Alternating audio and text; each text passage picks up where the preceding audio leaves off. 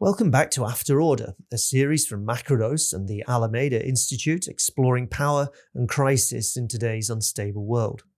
In this week's episode, we're turning to the concept of popular sovereignty. At a moment when the old order is breaking down, when states are unable to guarantee rights, stability, or even the basic conditions of life, what does it mean for movements, communities, and working people to build power for themselves? Joining me to explore that question is Gabriel Tupinambá, senior researcher at Alameda. In an upcoming paper titled Popular Sovereignties Under Peripheral Conditions, Gabriel looks to social movements, especially those in Brazil where he lives, to understand how communities are attempting to reclaim sovereignty on new terms. Gains that once seemed durable, access to land, political representation, legal recognition, now appear increasingly fragile. Right-wing forces are reorganising both inside and outside the state, and progressives are too often clinging to outdated institutions that have themselves become unstable. Under these conditions, Gabriel argues that we need to rethink sovereignty from the ground up. Not as a juridical status or as participation in a national project, but as something more material and immediate, the means of life itself, food, land, shelter, social reproduction, as the basis for any sustained political struggle. That idea opens up a series of urgent questions. Was the stability of the post-war period always more fragile than it appeared? Are the conditions long associated with the global periphery now becoming generalized across the world? And if movements today can still disrupt systems of power, why is it so much harder to build alternatives that last? All that and more in this week's After Order. Gabriel Tupinambá, welcome to After Order. Thank you. Thank you so much for having me. So I wanted to start with your upcoming paper for the Alameda Institute, where you talk about the Taste of Freedom Festival in 2025 in Bahia, which brought together, on your description, a pretty diverse group of landless labourers, of indigenous communities, of all sorts of people in this, what turns out to be a huge area of Brazil. But do you want to talk a bit more about what that was and the thinking behind it? Sure. So the Taste of Freedom Festival was actually idealized by a militant from the landless workers movement called Neto Sankara. He also worked with the Webs of the People, which is a network of many, many movements in Brazil. And Neto is also an associate in Alameda. And he was the one who brought up the idea that given the current context of land struggles in Bahia, which is both very heterogeneous in its origins, but it's also facing very kind of acutely the problem of, both paramilitary forces, which are now threatening land occupations, have been established for many years, but also new contexts like, for example, Bahia is being very, very targeted for the presence of rare earths today. So they anticipate also what's coming in the future. Due to all of this, the idea that he had was to bring together different communities from this actually very, very wide region, very distinct communities, peasant communities, quilombola territories, which are kind of Black liberated territories, indigenous peoples, to discuss and strategize, okay, what type of material conditions we need to be able to approach the challenges we're going to face in terms of self-defense, in terms of imposing our demands, and achieving some type of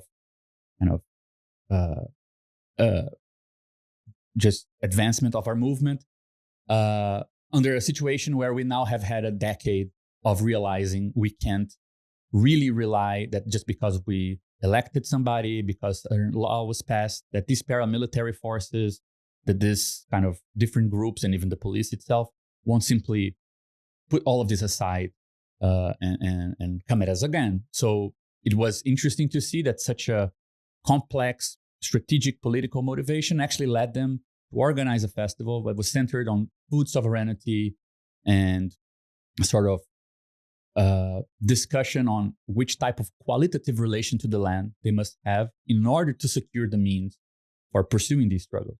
I want to pick up on this point about food sovereignty, because you quote in the same paper, Neto Sankara is saying that if, I'm going to paraphrase a bit here, but if I have food sovereignty for a year, I can be rebellious for a year.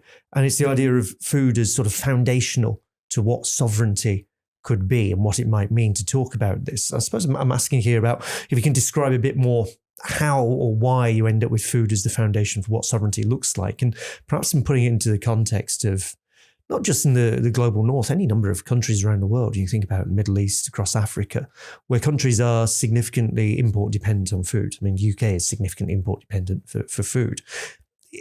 To immediately raise the question of food sovereignty in a world where large numbers of people live in places that are import dependent, they have to import more food than they can grow, is to suggest that sovereignty is always going to be constrained, perhaps. Yeah, that's a really important question. I mean, and also I think it helps with the second part of your first question, which is I didn't really go into, okay, but what does it mean to extrapolate such a specific scenario? I think that's the perfect segue, because I think that there are two levels to this. The first is I think that the way that I hear Neto's ideas is from a very, very pragmatic point of view. Is not imagining a future conflict. This is the kind of balance of an experience of 20 years of facing. I mean, Neto grew in a MST settlement where in 20 years they had, I think, 25 attempts at removing them. So that was like a constant for them. So the question of food sovereignty, I think that first of all, it's a concrete answer to a concrete situation where it's connected to feasibility. It's not connected to some type of ideal of let's just isolate ourselves in this and we have everything we need. But I mean, what are the material conditions for that in most places of the world? So I think that the first point is just that it's pragmatic, makes sense for a region where you could achieve that.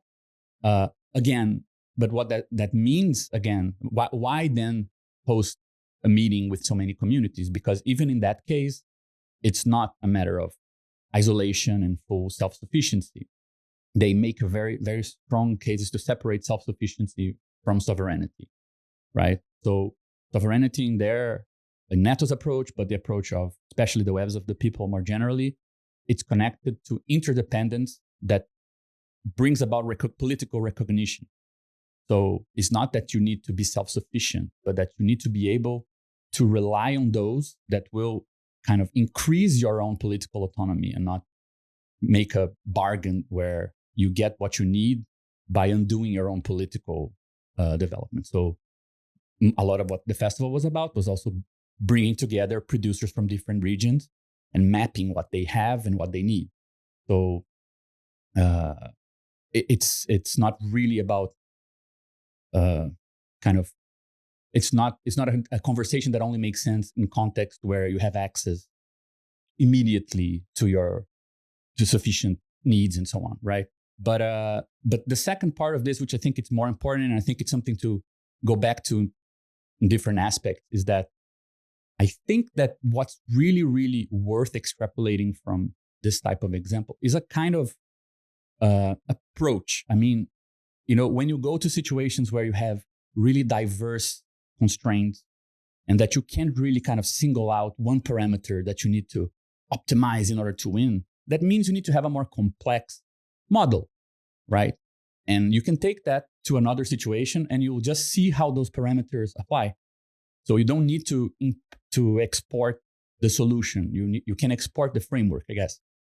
So the question of which in certain contexts looks like a sort of inversion of saying, well, rather than struggle in order to achieve certain things, you need to be able perhaps to find kind of precarious ways of achieving some of these things in order to be able to endure certain struggles for longer and so on. So that's a more general conclusion. It requires a different type of analysis, perhaps, that's won't necessarily look the same in different places. I actually enjoy a lot seeing conversations that Neto has with, for example, workers and militants in large metropolis talking about, okay, so we're going to build our own,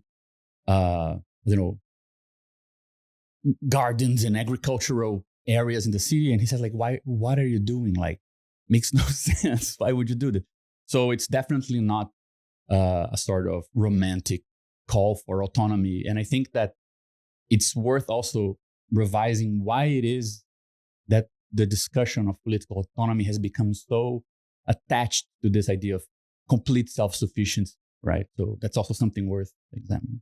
I mean, I want to pick up on the webs of the people, this what would you call it, a network, yeah, or a movement that Sankara and yourself been working with. As you describe it, it sounds it's a very heterogeneous collection of the MST, so it's landless labourers, indigenous territories, people, as you mentioned, in the cities, like lots and lots of different, not necessarily obviously congruent groups brought together, which you describe. And again, it's quoting Sankara at this point that, we are different, we are in different territories, but we have the same enemies and the same goals. Now, at first pass, this sounds an awful lot like a kind of, and you're going back a few decades now, actually, but this is Antonio Negri, Michael Hart. This is the multitude. This is lots and lots of different people pointing in lots of different ways, but generally working together in some form, which they always attached quite explicitly to the idea that sovereignty had basically ended, that you had empire, this one universal sort of form across the world in which questions of sovereignty would no longer exist. So it feels to me like there's a differentiation here. But is that fair, that you're trying to attach something that sounds a little bit like an older, to my ears, form of sort of anti-capitalist global justice movement discourse and analysis, and then tying it next to this new concern with sovereignty, something that's really reappeared in the last sort of decade or so? Yeah, I think that you've touched on a really complicated challenge there. I mean, my own, just to clarify this, right? My own relation with the Webs of the People is as an external supporter, is nothing compared to Neto, Joelson, Erasto, all other militants and intellectuals in the movement that I think are really kind of elaborating on these ideas. But what I think it's a really important challenge in what you're saying is that, I mean, generally, when you have some sort of hegemonic idea, you also have the kind of hegemonic counter idea. And I guess that in the same period that we had, for different reasons, a strong reliance on some sort of what I like to call the convergence thesis, the idea is that whatever we're doing by some underlying necessity, anti-capitalist struggles will go towards the same form, the same goals, and so on. You also had the kind of negative version of this, which I think the multitude for a while was this idea of forget the forms, forget this kind of programmatic unitary vision. There is something more fluid, more dynamic, more polymorphous that already has this form somehow. You can trust this somehow. And I don't think that this has really anything to do with the Webs of the People, because if Teia dos Povos, right, the Webs of the People is anything, it's a very, very complex movement, or they don't call themselves the movement, but articulation or network that 90% of the problems they face is having to navigate this heterogeneity. Heterogeneity doesn't come with commonality. Yeah. And I think on that point, it already breaks with the kind of more Negrian approach, where there will be some sort of inference that where you foster difference, you foster kind of this diversity, you also are fostering cooperation. And that's even where people want to cooperate. That doesn't mean you get it for free. Yes. And I think that in particular, in the case of the Webs of the People, they have the best kind of laboratory for this, or the best opportunity for this, because they also break away, I think, with another very romantic assumption, which is that if you're struggling or fighting in conflict with capitalist structures from a kind of boundary position, like indigenous peoples who are resisting commodification of their land and labor and so on, that if you're on the other side of that form, you have a common form.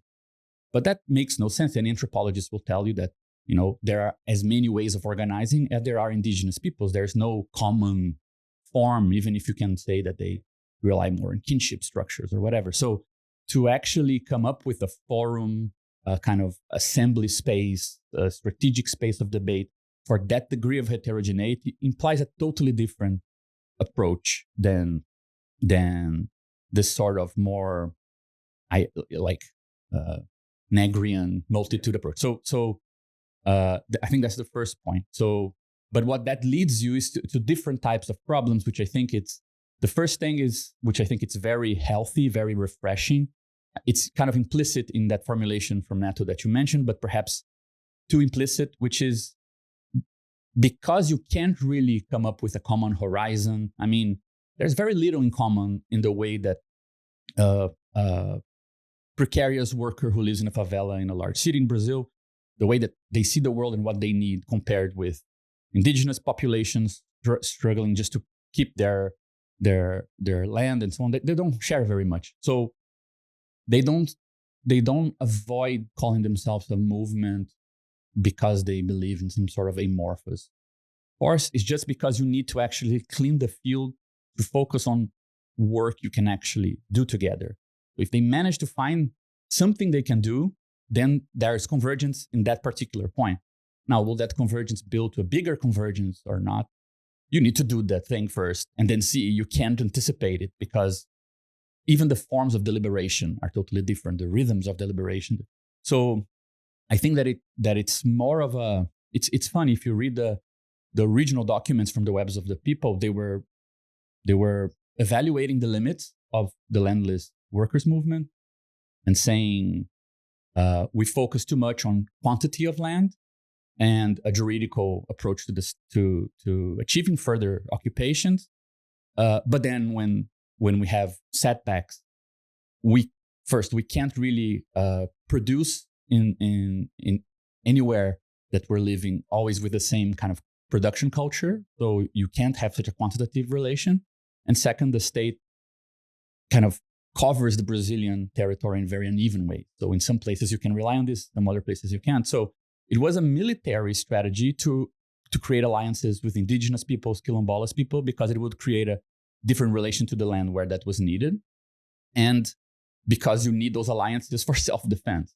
So it's very materialistic, very pragmatic, even though the content that suddenly you need to kind of include in your assessment and how you think strategy and other things changes so much that it brings it closer perhaps to more romantic ideas from 20, 30 years ago, I guess.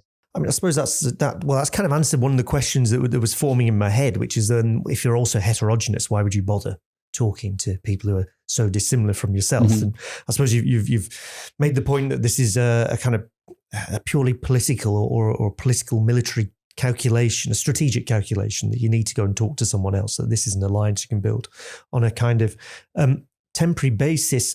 But it also feels to me that like you've potentially suggested going even further than Hart and Negri did in terms of pursuing this, you might want to call it anti-Marxist, or at least anti a certain kind of Marxism, where you say that there is no necessary convergence, as you called it, right? The pattern of capitalist development is not one that hammers everyone into roughly the same kind of proletarian-shaped hole, and you all end up in about the same place, and you all therefore have a common unity, and therefore you've got some ability to overthrow. I think you're suggesting something even less than Hart and Negri still retained of that, which is to say that actually there is no commonality at all apart from the immediate political situation you find yourself in. Is that fair?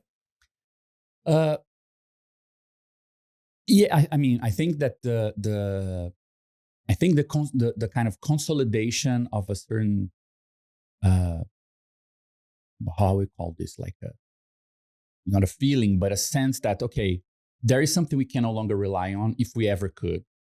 I think that's true, and I think it's actually something you can see spanning across very different political movements in Brazil and elsewhere. I think that it's the correlate of a new attention to problems of political articulation. And I would say it actually, the way that I've formulated perhaps a bit pedantically, is that just because you have a universal stake doesn't mean you have a common form.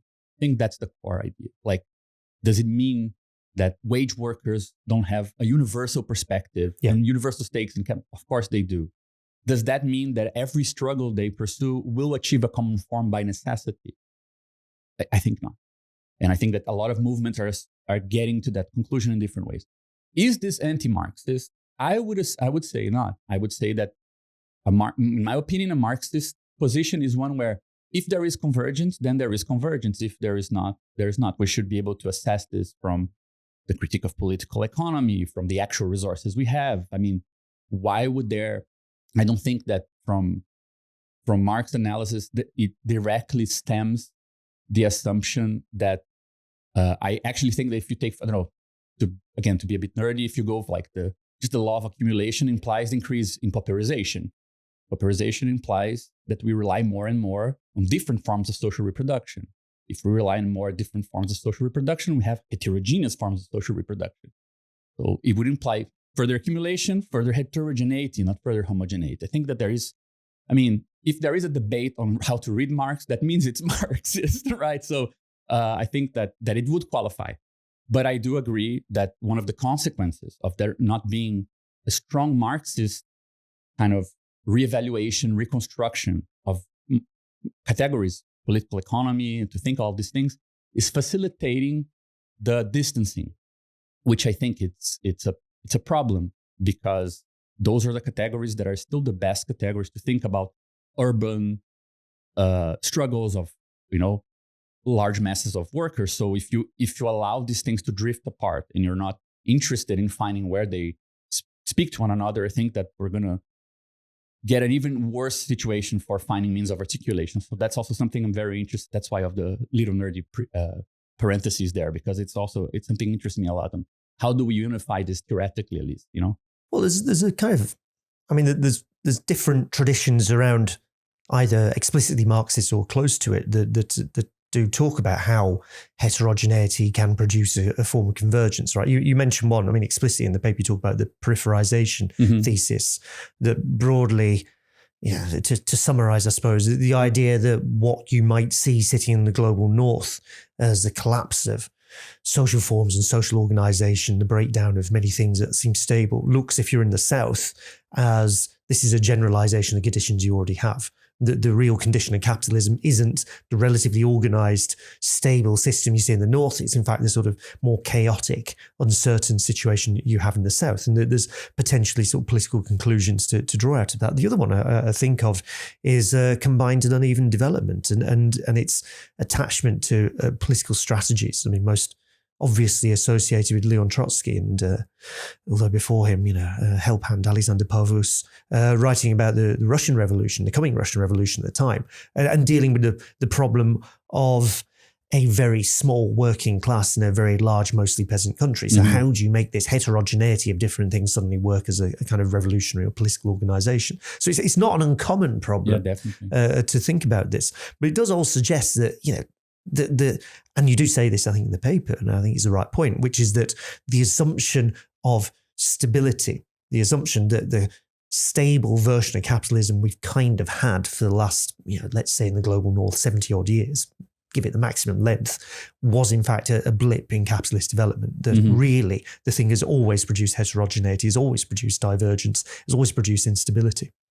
Yeah, I think that this is something that is, again, another one of the challenges that I think we need to face, because yes, there are so many different traditions aligned and in dialogue with Marxism, for example, that are examining, again, uneven and combined development, all these different ways that heterogeneity can both play a crucial role in capitalist forms of accumulation and also be taken into consideration as necessary parts of political struggle and strategy. So that's definitely a very long history. I think that what is perhaps new about the peripherization thesis as developed in Brazil from the 70s, 80s on by thinkers like Francisco de Oliveira, later on Paulo Arantes, but it's a long tradition in a way.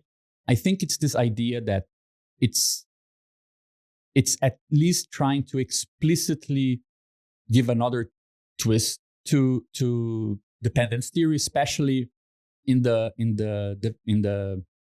interpretation that people like Celso Furtado would give of it, which is slightly more reliant on the idea that, well, if this gives us the side of international struggle, equal exchange, and all these things, then we know what we need to do. There is a certain, let's say, if we're not just being pulled by advanced societies to go through what they're going through later on, well, then going through these things, it's actually part of our own political project. There's a kind of developmentalist strategy that is actually now more autonomous than before.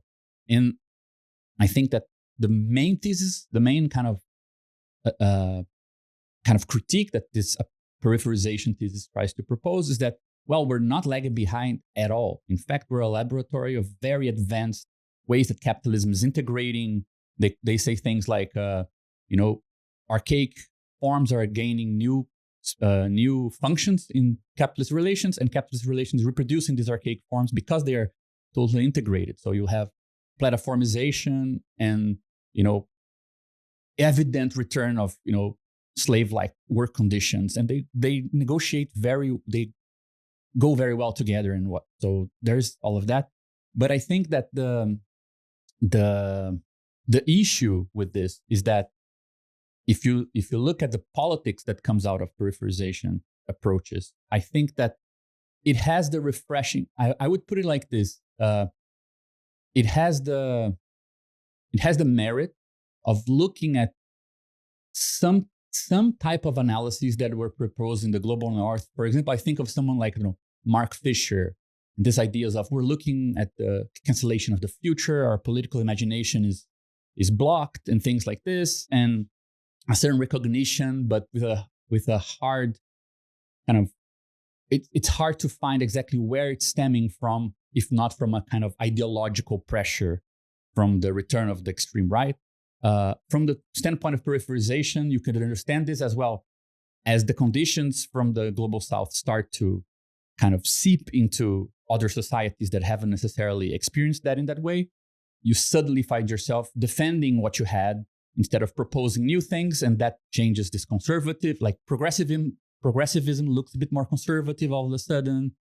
The terrain has shifted, so you don't know how to imagine advancing in that terrain. It's hard to tell what belongs to a new stage of capitalist development and what is actually something that is being built by the right. So all these things become a problem. And the issue is that even though that this is interesting as a kind of framework to analyze again some of these earlier diagnoses, I think that it's still, and this is where I would think that our theories need to move forward. It's still a problem to recognize what type of order is leading this. We should be able to talk about peripheral capitalism as an ordered system and not as the space of chaos and disorder, because that's not really what it is. To the point that it's the same people who spoke about, like Roberto Schwartz, this Brazilian Marxist critic who used to talk about the Latin Americanization of core countries, he would also say that, well, where you have peripheral social conditions, you see capital at work more clearly. It's easier to see its abstract force, where it's not kind of hidden behind counter forces that force it into the law, force it into certain communitarian forms, right? I mean, I'm glad you mentioned Mark Fisher, because he's someone who became very, very popular, particularly in sort of English-speaking world and sort of left movements, English-speaking world, for capitalist realism. His book, people have picked up and read, and some pithy phrases about the slow cancellation of the future, and a generally a very well written, quite compelling argument about the imagination necessary to see beyond what we have has just sort of disappeared. This is capitalist realism. But if you go and look at his actual political commitments, like what did he want to do instead? What would a Mark Fisher program look like? And he did produce these things at various points. I mean, often in collaboration with other people. It never particularly got beyond saying, wasn't post-war social democracy pretty good, really, right? And let's do some more of that. So you have this kind of slow cancellation in the future. And the response to that is to say, let's wind the clock back a bit over the last few decades. I don't want to sort of parody or stereotype too much, but it's quite striking that the limits, even Mark Fisher's writing, is to say there isn't much beyond that point. I mean, one of the bits I thought was quite compelling in your own argument was a discussion of how post-war welfare states in the global north, particularly in Europe, so Britain, across Western Europe especially, were a kind of bargain struck with workers where they would subcontract or outsource their sovereignty to the state in return for kind of some forms of stability and an appearance of power for a brief period, which lasted for about as long as the state was willing to carry on doing that, because you've outsourced your sovereignty. And then if that is removed, if the state turns around, as it kind of did from the mid-70s onwards, across Western Europe and across North America most notably, accelerating across the world after that point for sure, then you were suddenly left very exposed, that you kind of lost what had been built quite rapidly, and you weren't left with whatever sovereignty you used to be able to claim. Like the workers' movements you used to have are hollowed out shells of their former selves, and you don't have any sense of what you might do instead because you don't have that sovereignty. So I suppose there's a question here about whether social democracy, as we've seen it in Europe and maybe in Latin America, or at least bits of it, is now just finished, and we need to think about, in particularly fundamentally, what new forms of sovereignty might look like. Yeah, that's a huge question. And in Brazil, I think that part of Alameda's research on popular sovereignty involved commissioning a research on the struggles of courier drivers, motoboys, and delivery app workers in Brazil, who managed to build a very strong movement, which I think it's even more is even stronger for the fact that it faced challenges that are very telling. And in this research, I think the paper is called "Infrastructure of Refusal." They examine that there is a disproportion that it's very kind of striking between the capacity of delivery app workers, for example, to stop large cities, and they became such essential workers for, especially in the pandemic. But beyond that they can actually bring huge companies to a halt with actually quite punctual actions and so on. But in a strange way, this power doesn't really translate in a capacity to negotiate better conditions, because the waiting game that sets up once you produce this kind of big halt of a city falls almost exclusively on them. They don't have the means to endure the type of struggle that they themselves create. And in a way, I think that this is, you could interpret this as this kind of paradigmatic schism between kind of disruption and construction. And of course, the two things are related, and it's been it is a problem for any political movement to be able to navigate these two things. But I think what makes their case slightly different and very connected to what you said is that if you then tell them something like, well, but then you need a union, you need to unionize in such a way that you can build this power, and they will say no. The relation of the delivery app workers with the just formalization of their category and their profession and the building, they distrust this, because what they, and at least one of the reasons for sure, is that they saw the crumbling of this political instrument in such a way that they now are more willing to see what they can do without them than just think that backtracking is something that's gonna, again, to go back to that Fisher idea that perhaps in the face of this catastrophe, we need more of what we had. They don't seem to have that nostalgia, but then they make it very explicit the type of problem that they face. Okay, but then where is this capacity to endure going to come from? And I think that this boils down, in my impression, looking at different political movements in Brazil and elsewhere. I think it boils down deep down to the problem of the conflict between labor and militant work. The fact that both need to take a share of your time and your resources. And to the point that perhaps we didn't anticipate to the degree that we should, how, if you don't have the conditions to have minimal free time, you don't have conditions to sacrifice your free time for political purposes. And I think that's a very old problem, found many different solutions. But if you go through the history of revolutions and political processes in general, I feel like you can always find the moment where there is some type of partial solution to this. I'm thinking, again, you mentioned the Russian Revolution and so on. I mean, the way that you can see solutions to the problem of peasants in 1917 and what they're going to do with their crops. Are they going to send it to the lords or whatever it's called or not?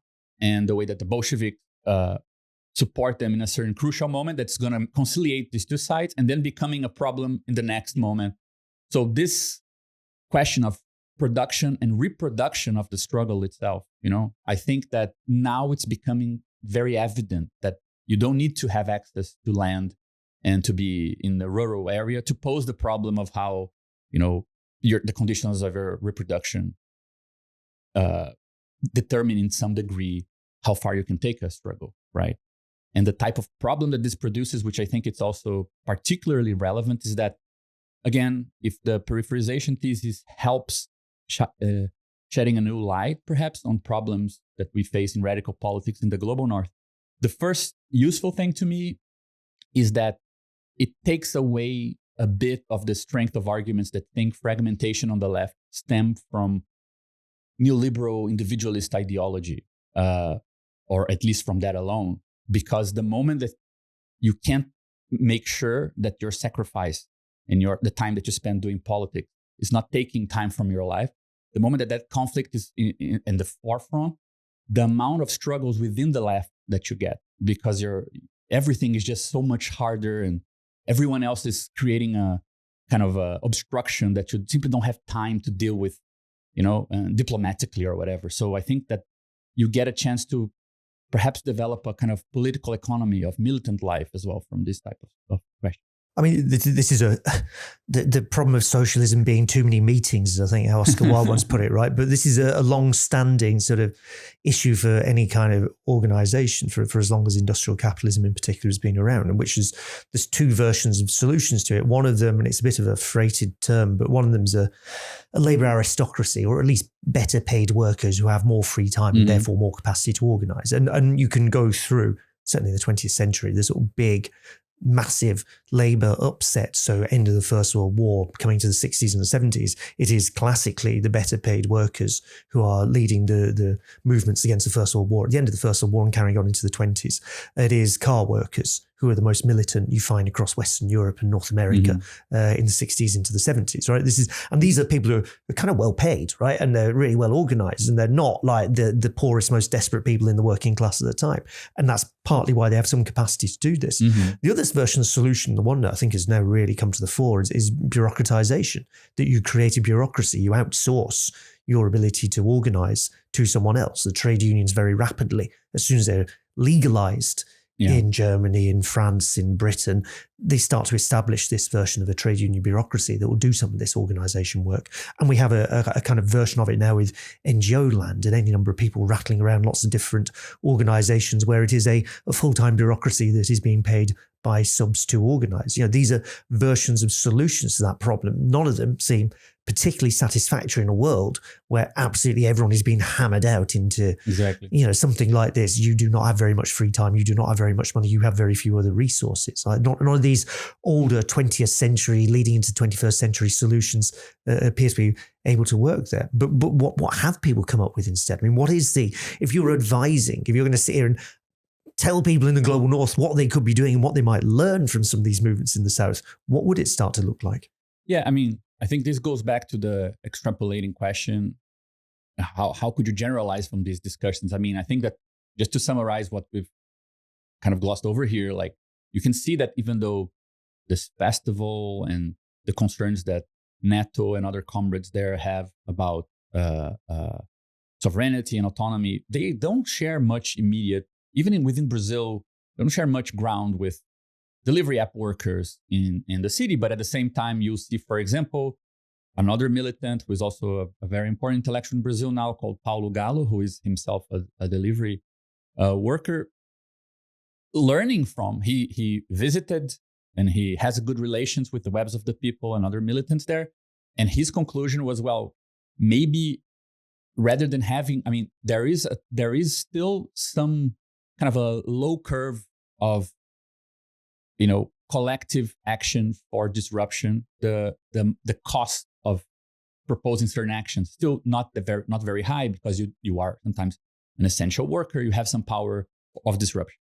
The cost is much higher when you need to cooperate to endure, because you don't see the benefits of that. It's not necessarily gonna, like, caring for the reproduction of a struggle doesn't necessarily come with the immediate benefit, right?